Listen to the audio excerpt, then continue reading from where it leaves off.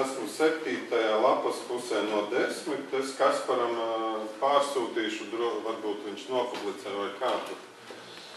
Ka, ja kādam interesi, tur var līdz galam lasīt, bet tad kādi jums varbūt jautājumi vai pārdomas, komentāri? Jūs teicāt, iekšējā pasaulē ir daudz, kas neapzināts. Tāpat jūs pieminējāt, ka var veikt kaut kādu dzīves inventarizāciju, tad sākt kaut ko apzināt. Ar ko vajadzētu sākt? Ko tad apzināt? Jo viss jau tāpat neapzinās. Smadzenēm tur ir tik daudz tās šūnas, katru šūnas darbības nevar apzināt. Ar ko uzsākt? Kas dod tos rezultātus? Jā, es domāju, tas arī ir jautājums. Pirmkārt, to visu laiku varētu turēt prātā, ja tas būtu labi, ja mēs domājam, ko tagad darīt, ko tagad sākt.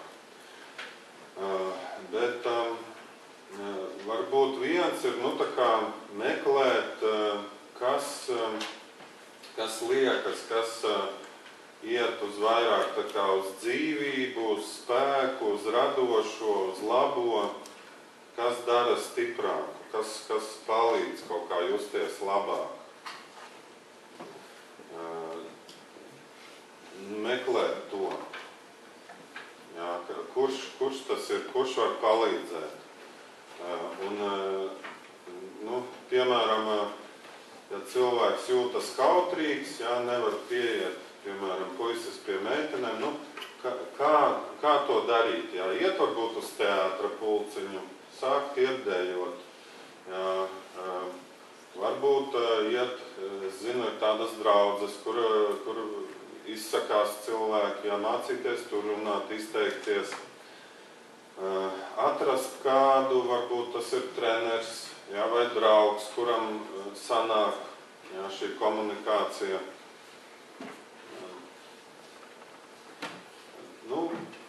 Arī skatīties, es domāju, parastais veids ir, ka mēs mācamies viens no otra, kur kāds kaut ko var.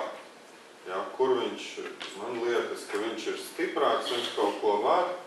Jā, tur, piemēram, es eju mācīties, vai es fiziski kaut ko mācos, trenējos. Bet jautājums ir labs, ko mums visu laiku domā.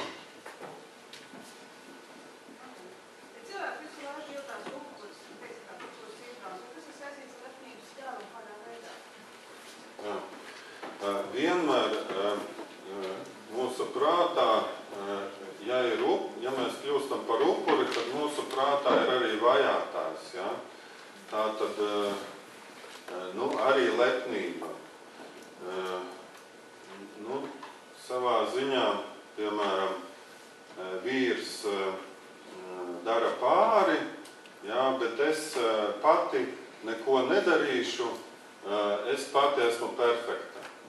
Viņai draudzene saka, klausies, maini kaut ko, pārtrauc to, cīnies. Viņa saka, nē, kad viņš ir vainīgs. Un tur ir savā ziņā lepnība, ka viņa neņem kaut kādus padomus, ka viņa ir tā kā varena savā upura lomā. Tas vienmēr ir kopā.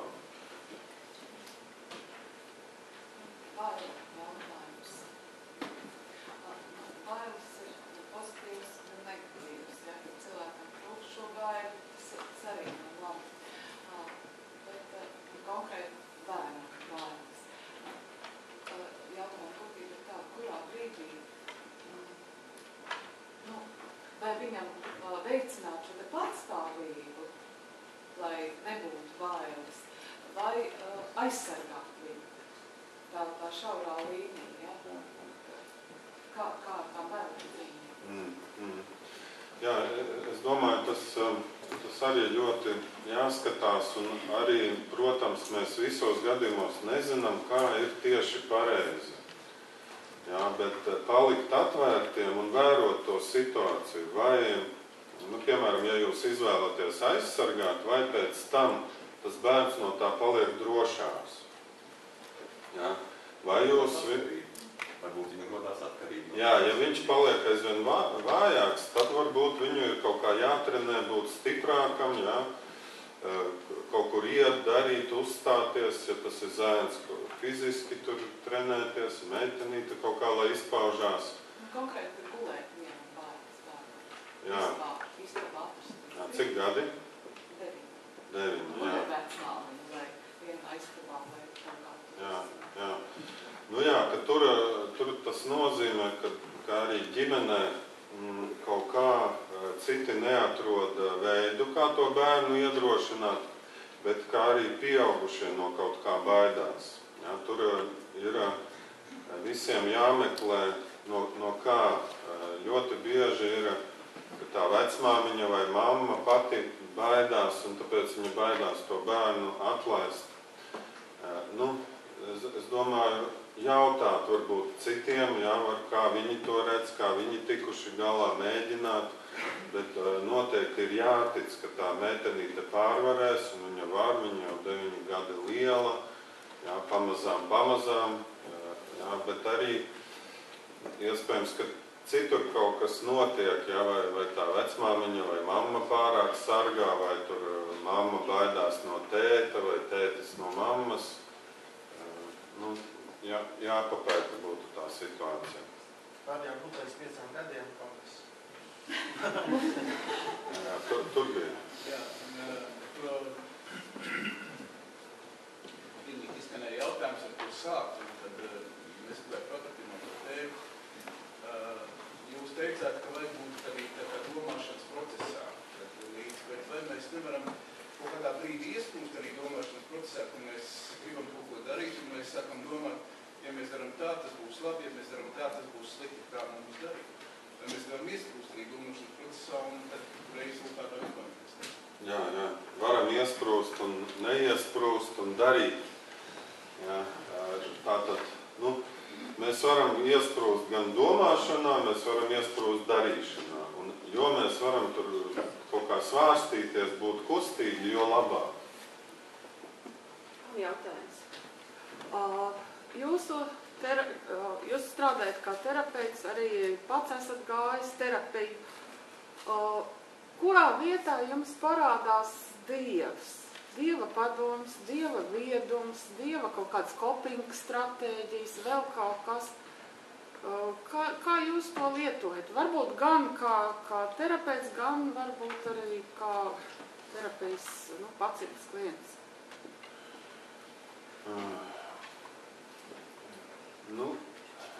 Es domāju, ka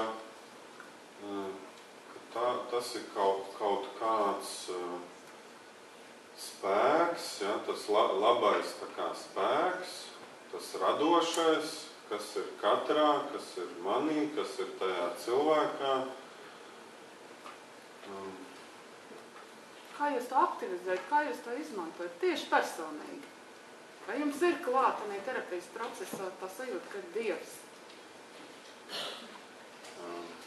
Vai jūs kā cilvēks esat gudrs, mācīts, un tad Dievs citu terapiju nav mācīts?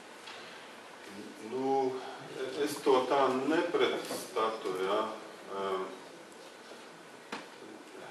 Es domāju, ka kaut kādā veidā tas manī ir, jā, bet manā subjektīvajā kartē Dievs, viņš, es domāju, eksistē, bet es par to tādā veidā nedomāju, kā varbūt jūs domājat.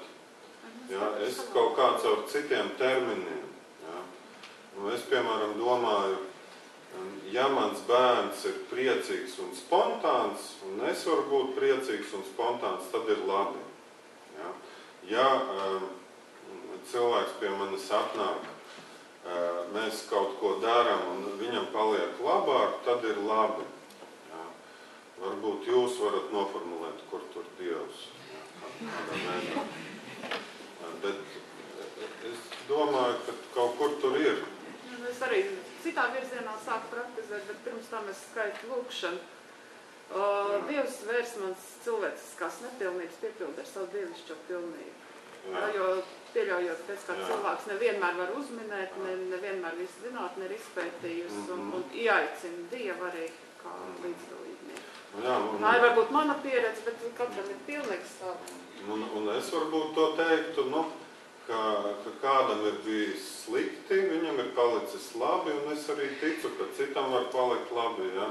Arī man kaut kas ir bijis slikti, es esmu pārvarējis, ir uzlabojies.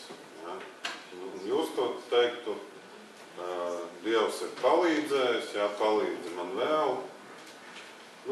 Es domāju, ka tas ir tas pats, tikai citādi formulēts, ar citiem terminiem.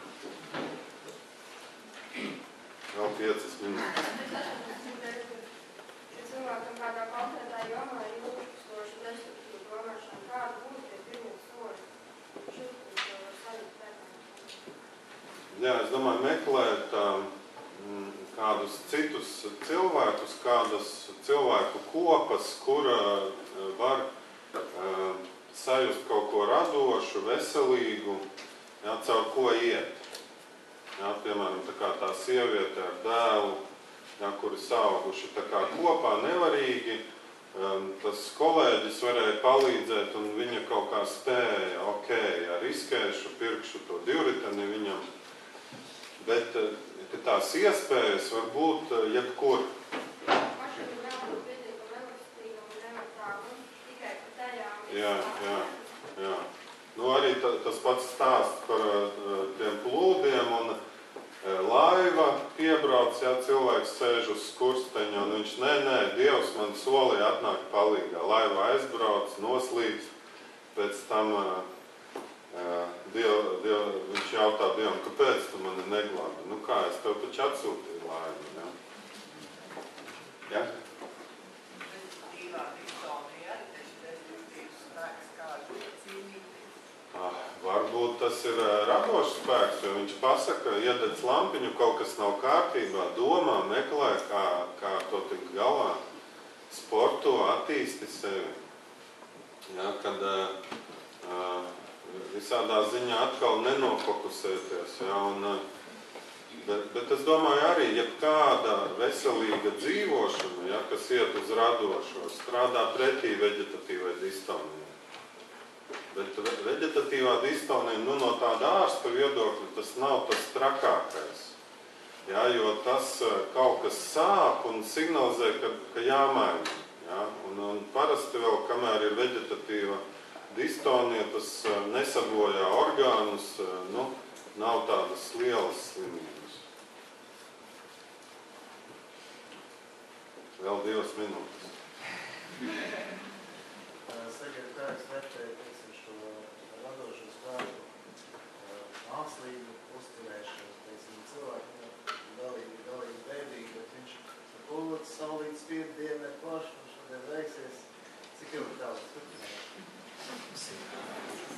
Nepārniek cilvēku galā vairs nepamāt to, ka tā nav realitāte. Es domāju, ka tur ir gan, ja, ka piemēram, pie depresijas ir ļoti svarīgi turpināt sportot, turpināt iet uz darbu, ja, turpināt kustēties. Bet arī nevar noliegt to problēmu. To problēmu būtu arī jārisina. Kāpēc man ir depresija, kas tas ir, par ko es esmu nelaimīgs, kā to atrisināt. Ja, tā tad ir labi gan turēties pie kaut kā labā, mēģināt to kultivēt, tā kā no ārpuses, bet arī to dziļo kaut kādu problēmu risināt. Varbūt vēl viens jautājums sanāk.